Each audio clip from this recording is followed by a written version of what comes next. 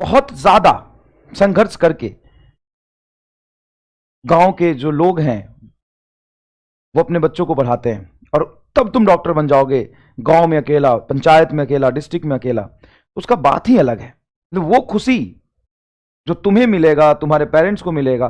तुम ये सोचो कि तुम अगर डॉक्टर बन गए तो क्या होगा। अरे तुम्हारे पिताजी किसान है बेटा, है ना, खेतों में काम करते हैं, या छोटे व्यापारी है, छोटा दुकान है, तुम्हारे गांव में आज तक कोई डॉक्टर नहीं बना और तुम डॉक्टर बन जाओगे, तुम्हारे डॉक्टर बन जाने का वो इज्जत ही अलग है साहब।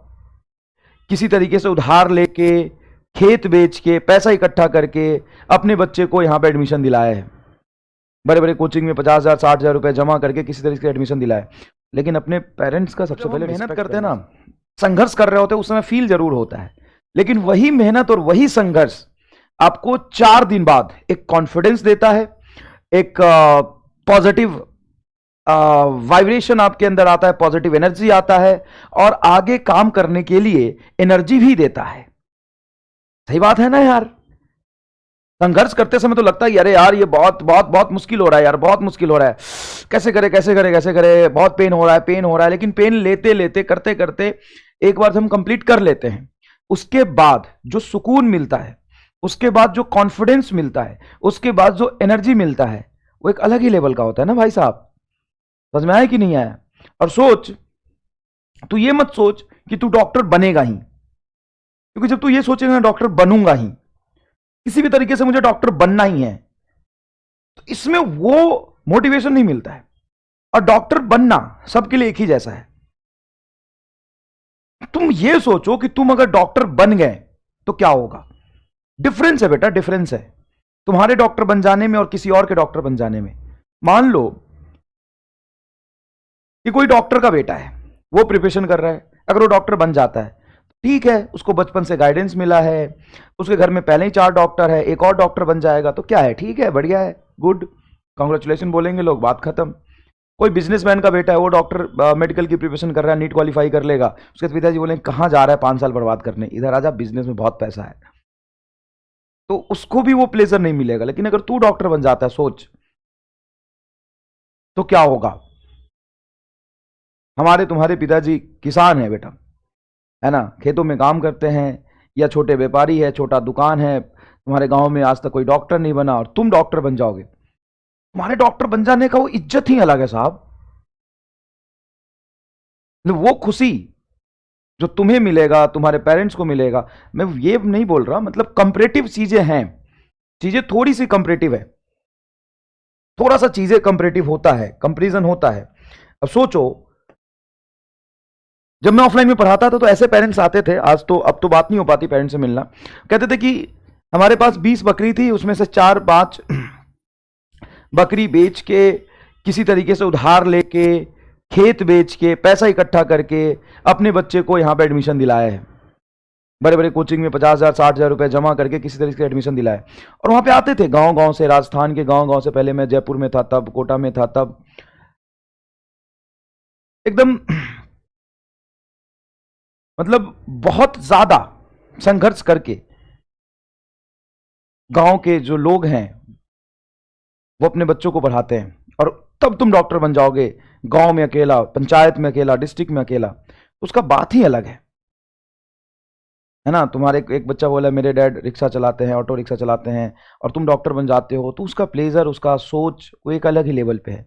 तो जब भी डिमोटिवेशन आए ना, तो ये मत सोचना मुझे डॉक्टर बनना ही है, तुम सोचना कि अगर मैं डॉक्टर बन जाता हूं तो क्या होगा।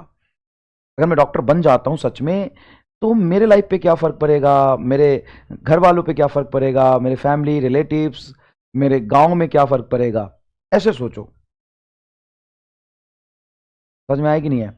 कल तो भाई साहब अजीब ही हो गया, एक बच्चा पटना से भाग के आ गया जयपुर घर छोड़ के, और 4 पेज का लेटर लिखा मेरे नाम का, और अपना आई कार्ड रखा। वो 12th क्लास का बच्चा है ना, अर्जुना 11th, अपने यहाँ अर्जुना में पढ़ता है, पटना में किसी बड़े कोचिंग में पढ़ता था, अपने ऐप में पढ़ता है, तो उस कोचिंग का आई कार्ड और 4 पेज का लेटर छोड़ के चला गया। बोला कि मैं बहुत फ्रस्ट्रेट हो गया हूँ, घर वाले मेरी बात नहीं मानते हैं मैं तैयारी कर रहा हूँ, मैं यहाँ आ गया हूँ, मैंने सुना था एमआर सर जयपुर में पढ़ाते हैं, तो मैं अब यहीं रह के पढ़ूंगा, मैं यहीं रह के पढ़ूंगा देखो बेटा, ऐसा है कि कई बार सिचुएशन मैंने ऐसा देखा, कई एक दो बच्चों का भी पोस्ट देखा था मैंने। वो कह रहे थे कि sir, dear parents, you can not understand our feeling, how much we are surviving, कितने प्रेशर में है। बेटा, जिस जीवन में तुम जी रहे हो ना, तुम्हारे पेरेंट्स उसको जी के छोड़ चुके हैं। तो हमेशा अपने पेरेंट्स का रिस्पेक्ट करो, वो ज़्यादा ज़रूरी है। और तुम्हारे पेरेंट्स अगर, तुम्हारे टीचर, तुम्हारे पेरेंट्स अगर तुम्हें कुछ कहते हैं तो इसलिए कहते हैं कि उनको तुम्हारे पेरेंट प्रेजेंट के साथ साथ फ्यूचर भी दिखाई दे रहा है, तुम्हारे प्रेजेंट के साथ साथ फ्यूचर भी दिखाई दे रहा है, दोनों चीज़ें उनको दिखाई दे रहा है। तो वो तुम्हें गाइड करते हैं, कर रहे हैं, तो इसका पीछे रीज़न है। और तुम अगर सक्सेसफुल हो जाते हो या तुम्हारे साथ बहुत अच्छा होता है या बहुत बुरा होता है, सबसे ज़्यादा जो फर्क पड़ेगा ना, वो तुम्हारे पेरेंट्स को ही फर्क पड़ेगा।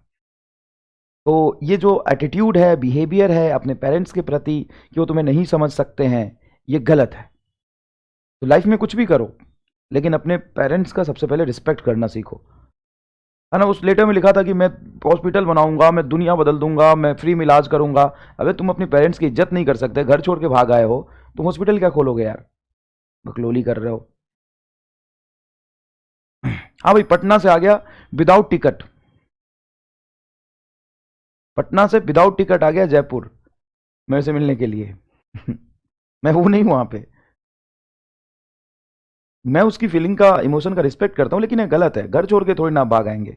उसके घर वाले 3 दिन से रो रहे हैं, पुलिस में गुमशुदा का रिपोर्ट लिखवा रहे हैं, खाना नहीं खाया है, सोए नहीं है, और आप कह रहे हैं कि साहब हम दुनिया बदलेंगे। आप दुनिया बदलिए, आपको लगता है कि नहीं। अच्छा, और अच्छे फैमिली से है, बहुत बड़े कोचिंग में 1 साल का 1.5 लाख रुपए देकर एडमिशन कराया है, पढ़ता अर्जुना के ऐप में है, पढ़ता अपने बैच में अर्जुना में।